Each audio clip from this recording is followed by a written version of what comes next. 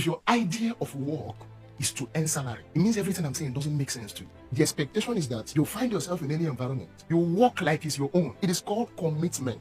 Anywhere you are working now and you are there for salary, you are not just poor financially, you are poor in your mind. And if everything you do is to still look around, looking for who will pay you, and that's all, you are very poor. God is expecting you to be committed. What commitment does is to provoke three things major. Commitment should provoke a sense of ownership. If you are serving in a department in this church, for instance, serve as though you have 35 children, and if you don't do that job, they will not eat. Give it the commitment of 3,000 people. There must be a sense of ownership. You work in a system without a sense of ownership, and everything you are looking forward to is finance.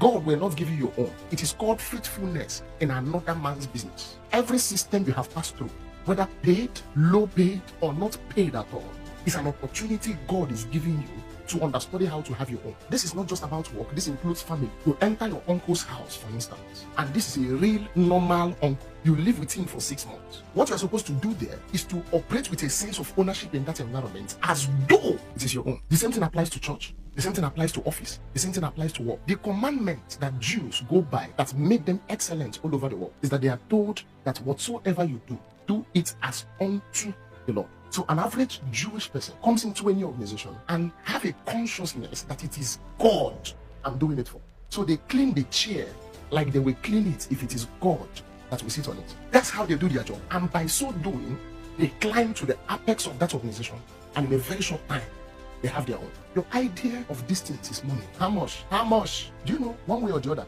God will have passed you through this one. Like we have pastors in this church now. The way you will pastor when you have your own church. Start pastoring like that now. That's the opportunity God give you. And don't just say, it's my pastoring. Even your thoughts, your operations should be that way. Many people will remain redundant and not move forward without this thought. Commitment should provoke a sense of ownership.